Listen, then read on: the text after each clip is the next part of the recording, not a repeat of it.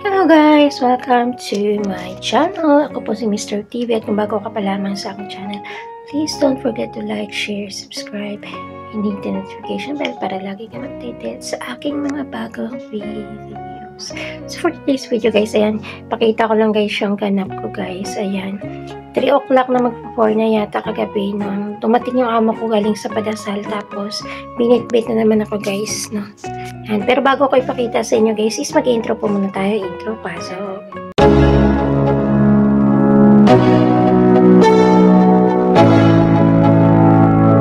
let's go.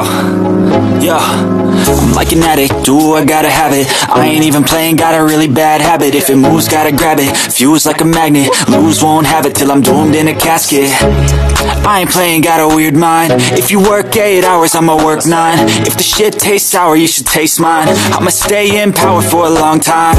Get up, nah, I ain't a quitter. Toss me the ball, I'm a really big hitter. Big picture, I'm a straight killer. Rising the song to the highest bidder. Got juice, got gas.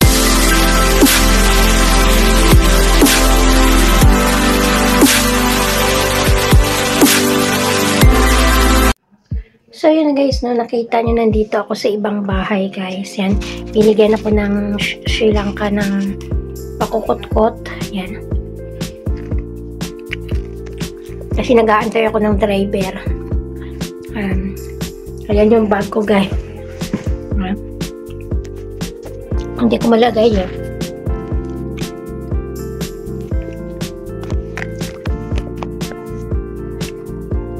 Ayan. Ayan sitwasyon ko guys. Kita nyo yan. Nandyan na yung bag ko. Dito ako sa ibang bahay guys. Yan. Nag-aantay ako guys ng amo ko. May bag pa ako guys. Naka-ready na yan. Andyan yung mga sabong ko, tuwalya, mga damit ko, lahat. Cellphone ko dala ko. Kasi pupunta na naman kami dun sa kabila sa padasal. Hirap guys. Kagabi antok na ako.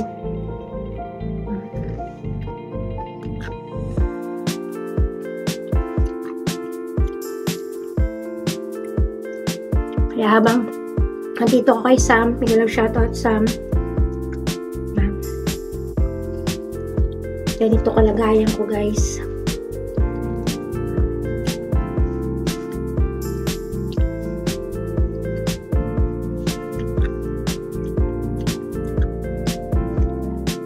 Binigyan niya ako ng ganito guys. Sarap.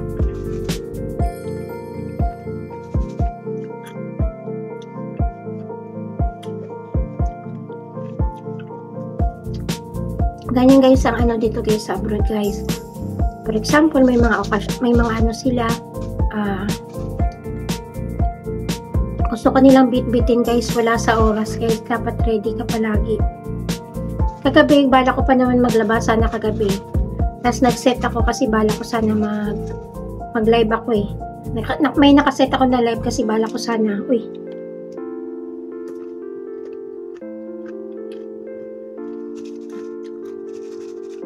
bala ko sana mag-live. Kaso nga binitbit bigla ko ng amo ko. Nahulog pa yan guys yung Bluetooth to guys. Hindi ko alam kung saan nahulog. Mga cellphone ko nagkalaglagan. Buti ka mo nakuha ko. Ayan. Bawal tayo magkalat dito. Ulitin natin.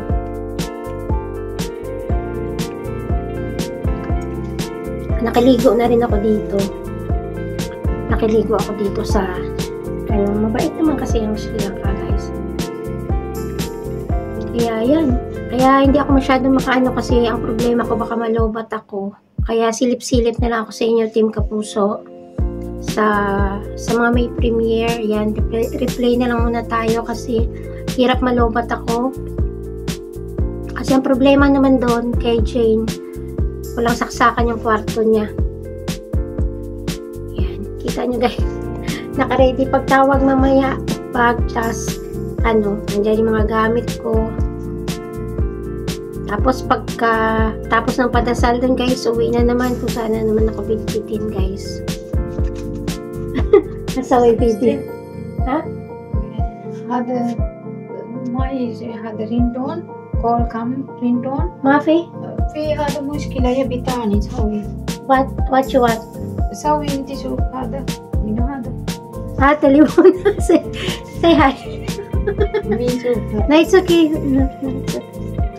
Ayan nag-ano sound and vibration what you want sound سوي you لا هذا رينتون تشينج notification سوي هذا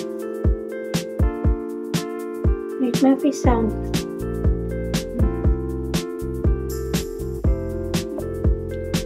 wait open sound first No, mine. No, sorry. you want silent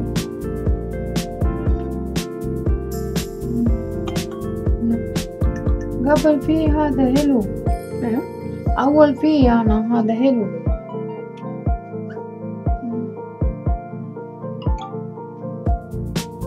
wait maybe call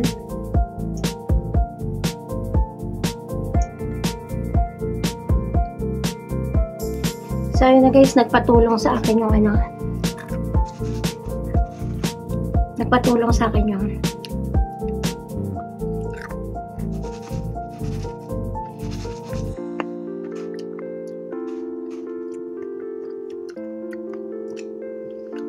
nakakalibang siya guys.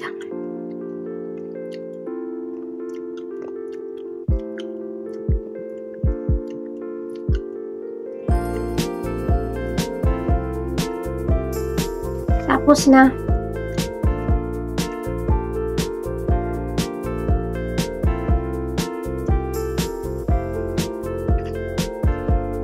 Ayan, nandito ako. Shout out sa Team Kapuso. Ay, la, nakita ko. Baka mamaya maano ako.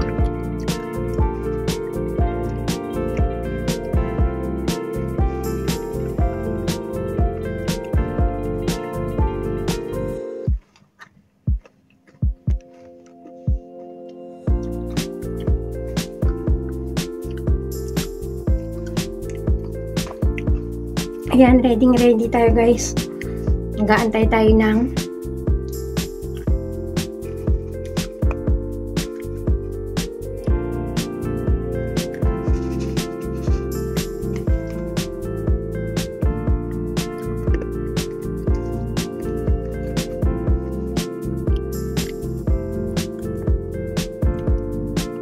pag sa abroad guys, dapat hindi ka patulog-tulog. Kaya ako nakaligo na ako guys. Nakaligo na ako. Mas maganda lagi kang nauuna talaga sa kanila, sa mga amo. Nakaligo na ako, naka-ready na ako. Yun. Tapos hindi ko binabasa yung example, naligo ako, tuyo pa rin yan. Tapos nilalagay ko siya guys. May mga ganitong bag. Naku, hindi akin. May yung mga bag niya guys eh. Yung bag niya. Yung ano. Uy, nalaglag.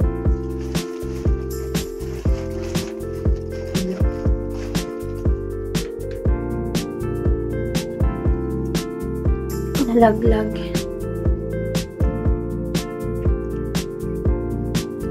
Nakita niyo na gano'n ko kataba. Wala na akong pakialam kasi nakita niyo na rin. Ayan, hello sa inyong lahat dyan. Ayan. Mahilig talaga ako guys sa mahabang damit.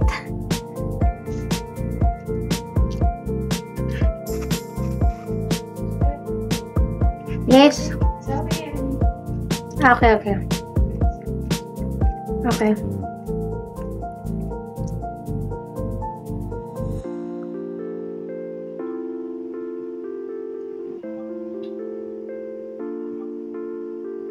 Fee? Wait. Come. So, yun na guys, nagpatulong siya kasi meron siyang ringtone na ano, yung ringtone niya, inayos. Mahirap talaga yung mga simple-simple lang mga ganun kung hindi niya kabisado talaga.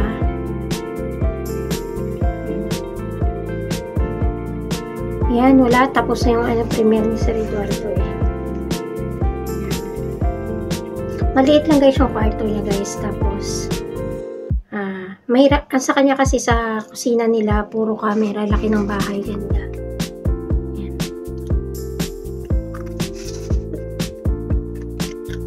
Kung sa labas ako, hindi ako masyadong kumakain. Hindi ako masyadong uminom ng tubig.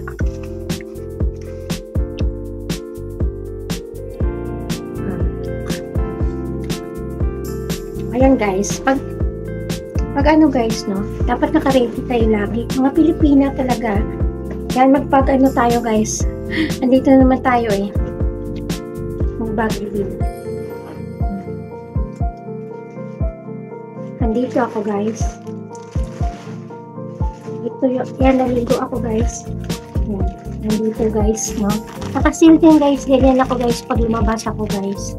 Yung shampoo ko, toothpaste, lahat nakasil yan. Nakasa zipper na ano, na nandito yung ating lotion. Siyempre guys, hindi mawawala guys. Hindi mawawala guys, yung pang-iskoba natin ng katawan. Diba? Kala nyo sa akin tugyot ako guys, no? Pero ako nag-iskoba ako ng katawan. Tapos, ganyan ginamit ko na to siya, diba? Pinatulo ko muna siya, pinadry ko. Kasi tandaan nyo po guys, na ang basa po guys, yan nagkukos yung mga bakterya guys, na mag-aano siya guys. Kaya minsan pagkagamit tayo ng isang bagay, i-ano natin, ipadry natin siya guys. Ako, ang pamatay ko guys ng mga bakterya guys, isa na guys yung init ng araw. Kaya hanap tayo ng place na merong init ng araw para mag-dry yung ano natin. Tapos pwede na natin ilagay sa bag natin. Kaya niya may pupuntahan tayo, punta tayo sa mga ibang bahay. At nandito guys yung mga underwear ko na ginamit. Ayan, hindi ko siya binabasa guys kasi ayaw ko niya sa loob ng bag ko is basa siya. Nakasilgo din yan guys. Ayan. Ganyan po talaga tayo dapat. Kasi hindi yun maligo ka basa tapos ipapasok mo sa bag. Mapokus po siya guys na babaho po guys. Ayan. Mga damit ko nakasilip yan guys. Nasa zipper na ano. Tapos yung aking towel andyan na rin. Hindi ko na ipapakita. At higit sa lahat guys, no, kayong mga babae, paglalabas kayo, yan, syempre hindi natin nakakalimutan yung ating mga underwears yan. Pero guys, nakamahalaga sa babae talaga. Sa babae ko lang ito i-share is yung ating pang-kifi. Ayan, marami po ako guys, no? Kailangan tayong gumagamit yung babae ng panty liner guys. Bakit kailangan mag-panty liner sa labas? Para malinis siya guys, no? Pag, for example na hindi mo sariling bahay o pag nag-CR ka, hindi, malinis ka pa rin guys, no? Papalit ka lang ng panty liner, maghuhugas ng kifi, ayan. Yan, share ko yan guys, no, sa mga ibang babae guys na minsan lumalabas tayo, dadalhin tayo ng amo natin sa ibang bahay. Kaya, dapat naka-ready tayo guys. Huwag tayong dugyot guys, no? At huwag tayo maglalagay sa mga bag natin ng basa guys, no? Patuyuin po muna natin. At, for example na maliligo ka, maghubad ka talaga, huwag mo nang basain yung damit mo para pwede mo siyang ilagay sa plastic nang hindi siya nababasa. Yun. Kaya dapat ganun tayo guys, no? At example, hindi natin bahay, nakigamit tayo ng ibang banyo, maliligo tayo. Yun, bago ka, pag natapos ka guys, no, lilinisin mo rin para hindi siya magagalit guys, no, na nung pumasok ka malinis, tapos kung ano yung pinasok mo guys, no, paglabas mo dapat ganun din yung guys yung itsura niya. Ayusin mo rin guys kung ano, ibalik mo kung ano talaga yung naabutan mo. Hindi yung sa iba na makikiligo tayo, paglabas natin sa banyo, basa pa yung banyo guys. Hindi, wag tayong ganun guys, no. Dapat linisin natin guys, no. Higaan natin. Yan, para pag alis mo wala siyang masasabi. Yan, sa mga kapwa ko FW dyan na dinadala ng amo sa mga bahay-bahay, sa mga ibang bahay guys. Yun yun ang ano ko sa inyo guys, tip ko sa inyo guys, na wag tayo guys na dahil hindi natin guys bahay or hindi natin siya tirahan, is makikigamit tayo, ano lang, burara tayo, hayaan lang natin dyan kahit yung mga buhok-buhok natin, hindi natin pinupulot. Yan. Ako pinupunasan ko yun guys, nililinis ko guys, tinatry ko ulit yung paligid ng CR para walang masabi sa akin guys yung tao guys, no, na kahit na nakigamit ako sa ano niya, pero hindi niya naramdaman na ginamit ko kasi nga nilinis ko. Hindi ako lumalabas sa CR nang hindi ko nililinis. Yan. Kaya sa mga kapwa ko OFW dyan, yung magkaroon tayo ng pakialam. Kasi may mga kilala akong mga ano talaga na pag once na gumamit sila, wala silang pakialam kahit na marumi or maano. Yan. Sa Bahrain talaga guys, na meron doon si Sheila. Yan. Naintindihan ko naman talaga si Sheila na gusto niya malinis yung paglalabas ka sa banyo talaga. Pangit naman talaga, no? Tandaan nyo guys, lagi kong ulitin na yung ano guys, yung basa. Diyan po guys gusto magstay ng mga bakterya. Yan. Kaya ingatan natin guys, no, na laging marumi ang palit. Basa yung mga ano natin. Dapat laging nagda-dry. Gusto natin guys matanggal yung bakterya. So hanggang doon na lang muna guys. Yan. Gaantay tayo ng driver dito. Ayan. Baka nandiyan na yung amo ko.